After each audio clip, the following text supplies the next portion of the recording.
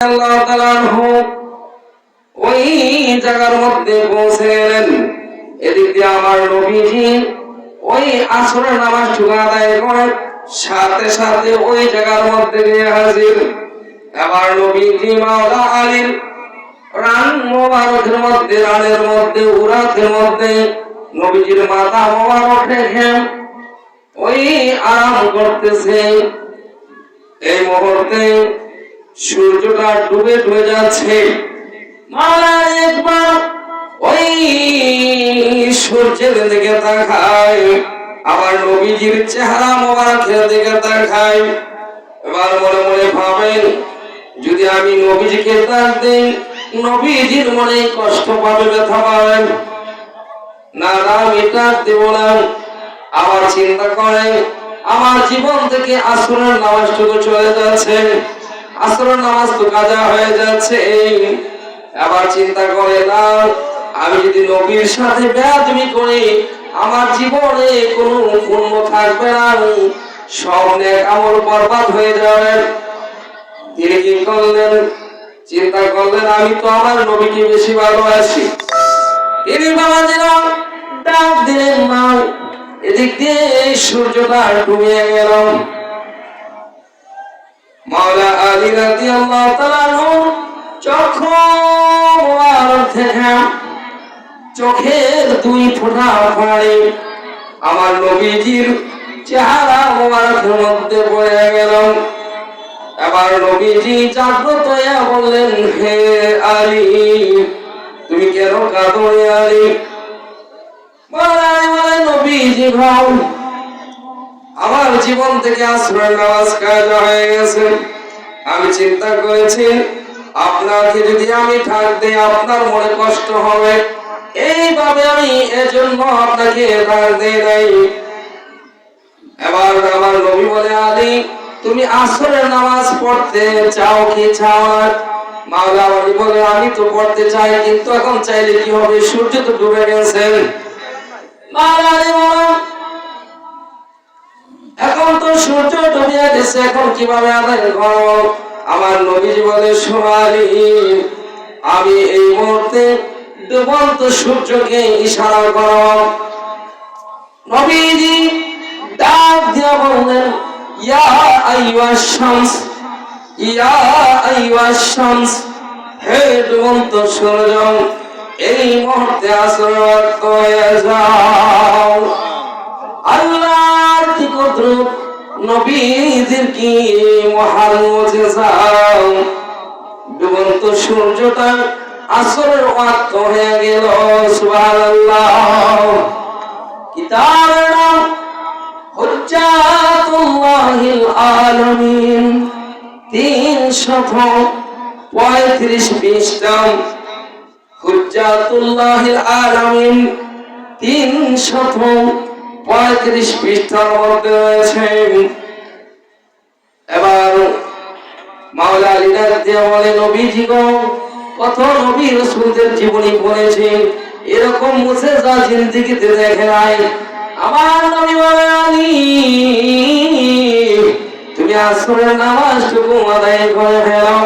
মাওলা আলী রাদিয়াল্লাহু তাআলা আসরের নামাজটুকু আদায় করে ফেলেছেন। সুবহানাল্লাহ। তাহলে নবীকে ভালোবাসলে ডুবন্ত সূর্য উদিত করে আসরের নামাজ পড়াইতে পারে আমার নবী, দু জাহান জুড়ে কোন সুবহানাল্লাহ। ওই নবীকে আমরা ভালোবাসতে চাই কি চাই না? জোরে বলেন, চাই কি চাই না? নারায়ে তাকবীর, নারায়ে রিসালাত, নারায়ে গাউসিয়া, আহলে সুন্নাত ওয়াল জামাত। বাবাজি আমার নবীকে সাহাবাগণ জীবন দিয়ে ভালোবেসেছেন। বাবারা আমার, আপনারা চলেন বদরের প্রান্তরে 313 জন সাহাবী 1000 কাফেরদের বিরুদ্ধে যুদ্ধ করে মুসলমানদের বিজয়ের পতাকা উত্তোলন হয়েছে। আল্লাহ পাক আমার নবীকে 1000 ফেরেশতা দিয়ে সাহায্য করেছেন।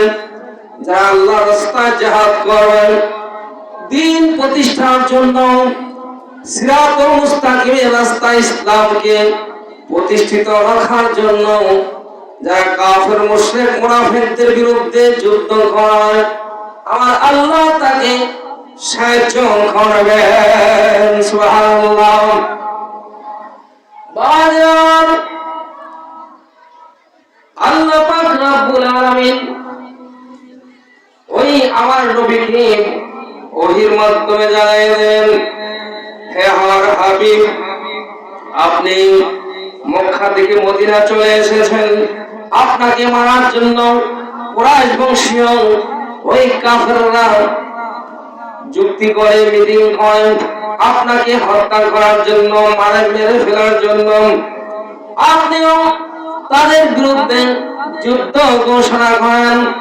আমার নবীজি সাহাবীদেরকে নবীর প্রেম দিয়ে সাহাবীদেরকে ইসলামের জন্য যুদ্ধ করে তারা যেন শহীদ হয়ে যায়, এরকম মনোভাব সৃষ্টি করলেন।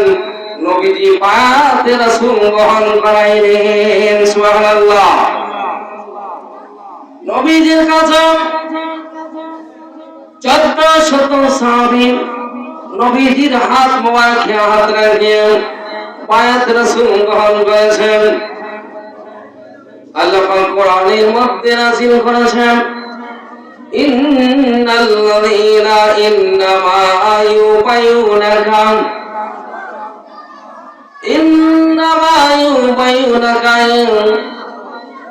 ইয়াদুল্লাহ ফাওকা আইদিহিম। নিশ্চয় যারা আপনার হাত মোবারকে হাত রাখিয়া বায়াতের শপথ গ্রহণ করেছেন, তারা তো আমি আল্লাহর সাথে বায়াতের শপথ গ্রহণ করেছেন। ইয়াদুল্লাহ ফাওকা আইদিহিম, তাদের হাতের উপর আমার আল্লাহর হাত রয়েছে। সুবহানাল্লাহ। সূরা ফাতহার 10 নম্বর আয়াতের মধ্যে নবীজির হাত মোবারককে আল্লাহ পাক নিজের হাত মোবারক বলে ঘোষণা করেছেন। এখানে শিরকের গন্ধ বুঝবেন না। আল্লাহ পাক নবীজিকে এত সম্মান মর্যাদা বৃদ্ধি করে দিয়েছেন। নবীজির হাত মোবারকে হাত রাখিয়া সাহাবারা বায়াত হয়েছেন। আল্লাহ পাক বলছেন, তাদের হাতের উপর আমার হাত রয়েছে, অর্থাৎ সাহাবাদের হাতে সাহাবায়ে কেরামগণ আমার নবীজির হাত মোবারকে হাত রেখে বায়াত হওয়াকে নবীজির হাত মোবারককে আল্লাহর হাত মোবারক বলে ঘোষণা করেছেন। ইয়াদুল্লাহ ফাওকা আইদিহিম। সুবহানাল্লাহ। তাফসীরে কানজুল ঈমান আলা হযরত আজিমুল বরকত ইশক মুহাব্বত 14 শতাব্দীর মুজাদ্দিদ আলা হযরত সুন্দরভাবে তাফসীরে কানজুল ঈমানের মধ্যে বর্ণনা করেছেন। বাবাজিরা আমার, ওই নবীজির হাত মোবারককে আল্লাহর হাত মোবারক ঘোষণা করেছেন। সুবহানাল্লাহ। আরো অন্যান্য তাফসীরও আছে। সেজন্য আমার নবীজি বললেন, যারা তোমরা বায়াতে রিদওয়ান গ্রহণ করেছো, আমি যখন তোমাদেরকে যুদ্ধের জন্য ডাক দেব, আহ্বান করব, তখন তোমরা কাফেরদের বিরুদ্ধে ঝাঁপিয়ে পড়বে, প্রয়োজনে জীবন দেবে, শহীদ হবে। যারা মারা যাবে তারা শহীদ হবে, তাদের জন্য আমি নবী জান্নাতের জামিনদার হয়ে গেলাম। সুবহানাল্লাহ। আর যারা বেঁচে থাকবে তারা হবে গাজী। সুবহানাল্লাহ। আর যারা গাজী হবে আল্লাহ পাক হাসর ময়দানে তাদেরকে বিনা হিসেবে জান্নাত দান করবেন। সুবহানাল্লাহ। যারা নবীর কাছে বায়াত রাসূল গ্রহণ করেছেন, এদিক দিয়ে কাফেরদের নেতৃত্ব দিচ্ছেন। বদরের যুদ্ধে আবু জাহেলকে আপনার হযরতে মাজ আর মুআবিস তাকে খেজুরের ডালা দিয়ে বাইরায়া ওই বদরের প্রান্তরে শোয়াইছেন। হযরত আব্দুল্লাহ ইবনে মাসউদ রাদিয়াল্লাহু তাআলা আনহু আসহাবে সুফার অন্তর্ভুক্ত বিশিষ্ট সাহাবী, তিনি আবু জাহলের কেল্লাটাকে দুই খণ্ডিত করেছে, যেরকম সুবহানাল্লাহ। আবার কাফেরদের নেতৃত্ব দিচ্ছেন আবু সুফিয়ান। আবু সুফিয়ান হলো আমিরে মুআবিয়ার পিতা। আমিরে মুআবিয়ার সন্তান হলো দুষ্ট লম্পট বদমাইশ কাফের ইয়াজিদ। নাউজুবিল্লাহ। উমাইয়ার বংশ, ইয়াজিদের বংশ, উমাইয়ার বংশ। উমাইয়া ইসলামের অনেক ক্ষতি করেছেন। জাল হাদিসগুলি উমাইয়া বানাইছেন। আব্বাসীয় খলিফার আমলে জাল হাদিস তৈরি করা হয়েছে। বাবারা আমার, আমি সংক্ষেপে একটু তাজ দিয়ে যাচ্ছি। এটা হলো ঈমানের মাহফিল, সুন্নি জামাতের মাহফিল, আল্লাহর ওলি রুহুল আমিন শাহ সাহেব চিশতির হুজুরের মাহফিল, আমার নবীজির মাহফিল, আওলাদ রাসূল শাহ সৈয়দ মাকতুম শাহ মাদ্দাজিল্লাহু আলাইহির মাহফিল। এবার ওই আবু সুফিয়ান 3000 কাফেরদেরকে নিয়ে নবীজির বিরুদ্ধে যুদ্ধ ঘোষণা করেছেন। এবার নবীজি কি করলেন? ওই 1000 সাহাবী নিয়ে যুদ্ধের মধ্যে রওনা দিলেন। কিছু বিদ্যুৎ সাহারা তারা যুদ্ধে যাইলেন না। এবার যুদ্ধে যখন রওনা দিলেন, পথের মধ্যে আব্দুল্লাহ ইবনে উবাই, মুনাফিকদের সর্দার, সে বলল, হে মুহাম্মদ, তুমি দাঁড়াও, আমি যাব না। বলেন নাউজুবিল্লাহ। এবং বলল, আমার সাথে 300 লোক আছে, এরাও যাইব না।